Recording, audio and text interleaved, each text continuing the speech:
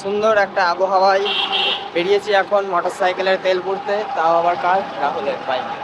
ও তেল পুড়তে মানে তুই পুড়ে দিবি? টাকা তোর। ও আমি তুই তো বলছিস যে তেল পুড়তে বেরিয়েছি, আমার হয়তো তুই পুড়বি। আমি পুড়লে তোর বাইকে কেন পুড়বো? আমি পুড়লে আমার বাইকে পুড়বো।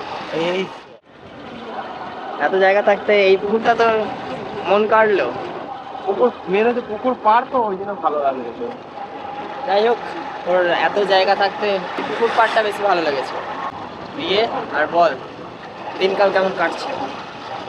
ভিডিওতে যদি আমি কথা বলি, আমার ব্র্যান্ড ভ্যালু এতটা। হ্যাঁ, আমি ভিডিওটাই বন্ধ করি।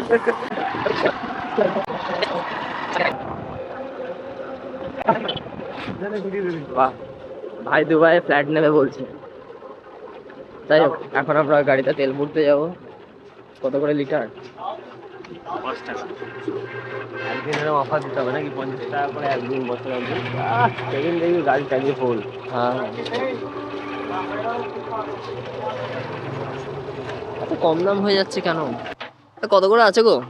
106 টাকা, মানে কি করছো? 5 টাকা থেকে 6 টাকা। ওরা কি করবে? ভুটান আমাদের থেকে 60 টাকায় কিনছে, আর তোমরা এত এত দাম নিচ্ছ।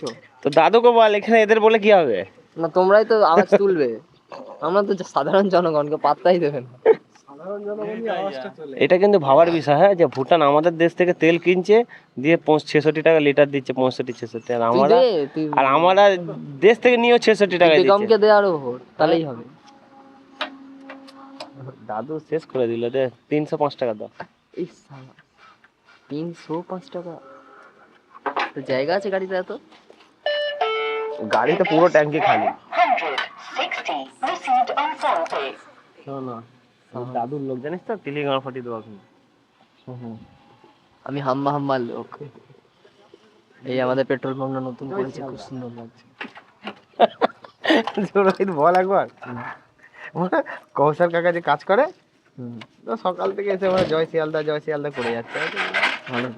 বলছে কাল সো গাইজ, এখন এবার আমরা যাচ্ছি কোন দিকে? এদিকে মেমারি চলে যাচ্ছে, এদিকে হচ্ছে দেবীপুর যাচ্ছে। কোন দিকে যাওয়া যাবে রে? কোনো একটা দিকে তো যাওয়া হবে। কি বলবো, এই যে শিবানী রেস্টুরেন্ট, হাফ গার্লফ্রেন্ড কাম বার, ছেলেটা প্রচন্ড কষ্ট দেয় আমাকে, জানে রোহিত এগুলো দেখতে পারে না, সেই আমাকে সামনে দিয়ে নিয়ে যাবে। চোখটা বন্ধ করে নিবি কিন্তু। হয় না, হয় না, এত সুন্দর একটা জায়গা সামনে দিয়ে যাচ্ছি, বলছিস চোখটা বন্ধ করে দিই।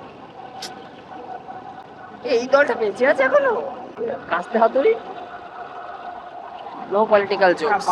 বাবাদের মানে আমলকার মানে পার্টি এটা। হ্যাঁ, তারা তখন সবাই এইটাতেই দিত। সত্যি তাই। আমার জিলে জরা कहता है दिल জিলে জরা। ফ্রেন্ডকে ফোন করবে নাকি? और চিকেন মাছটা, ছোটই এসছি বলে তো প্রবলেম হচ্ছে। হ্যাঁ, অকাতটা বুঝে গেছি আমরা। আরে আচ্ছা, স্যার, সাইক্লিং করছি আমাদের জিমেরই সব পার্টনার।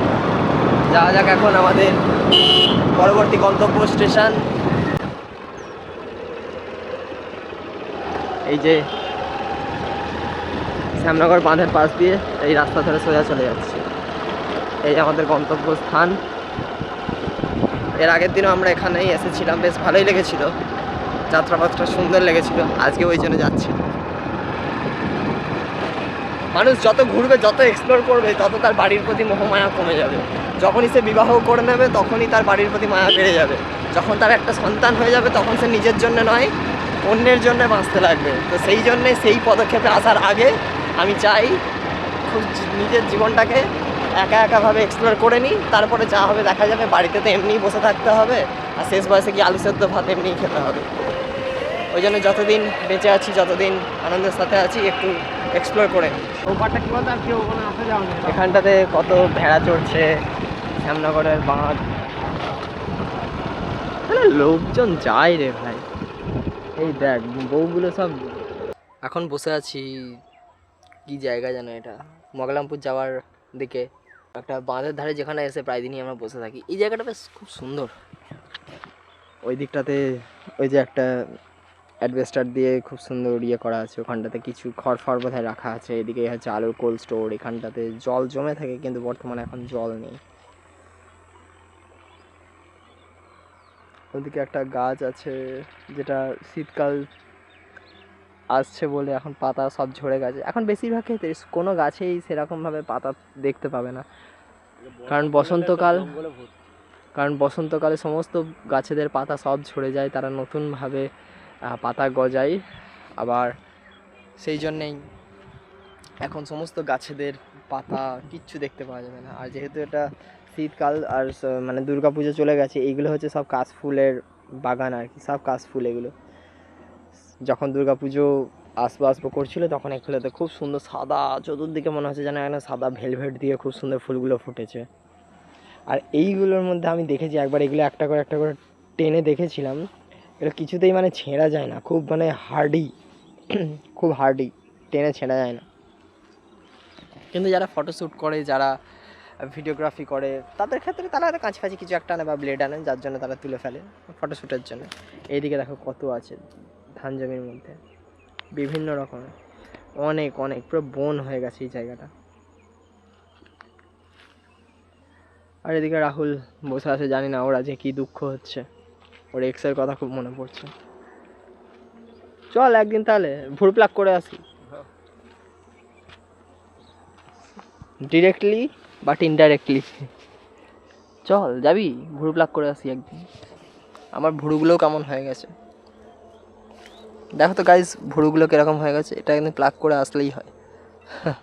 বান্দর চো ভুরু প্লাগ করে আসি একদিন। যা তুই যা, তোর তো আগে দরকার, আমার না হলেও চলবে, আমি ন্যাচারালি সুন্দর। আর আমি, তোকে সুন্দর হতে হবে, তবে তুই সুন্দর। আর আমি হচ্ছি ইনবর্ন সুন্দর, জন্মগত সুন্দর। তুমি বিজ্ঞ না? যা তা নাকি। আমরা এটা দিয়ে আসলাম, এবার এটা দিয়ে যাচ্ছি। ওই যে সামনে আছে সাবমার্সিবল, সেটা চলছে, ওটাতে জলের পরিমাণটাও বেশ ভালো রকমই দিয়েছে। একটা হাত মুখটা ধুয়ে নিতে পারলে বেশ ভালোই লাগবে। যাকে এটাই তো আর শেষ নয়, এরপরেও আমরা যাব। আলু গাছগুলো কত সুন্দরভাবে লাগানো হয়েছে, এদিকে আলু সব গাছ থেকে সব ফলতে লেগে গেছে, এইদিকে তো সব গাছগুলো বড় পর্যন্ত হয়ে গেছে। আর আমার বাবার যেদিকে জমি আছে সেদিকে তো এখন আলু গাছই চাষ করে যাচ্ছে। তাই মানে ওখানে হচ্ছে মাটিও চষেনি আর কি, মানে ধান ওঠার পরে যে সমস্ত কিছু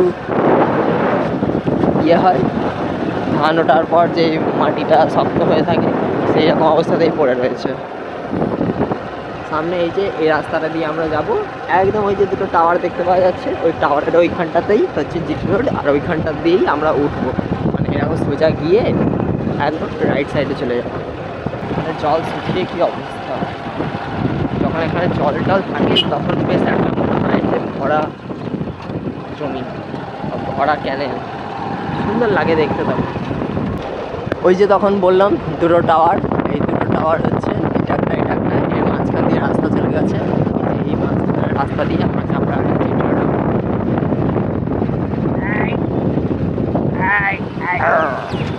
আর রাত্রেবেলার দিকে যদি এই রাস্তাটা দিয়ে আসা হয়, বহু শিয়াল দেখতে পাওয়া যাবে। আর এখানে ঝুন্ড, মানে এক গাদা যে থাকে সেটা নয়, একটা দুটোই দেখতে পাওয়া যায়, খুব বেশি দেখতে পাওয়া যায় না। এই যে আমরা জিটি রোডে উঠলাম,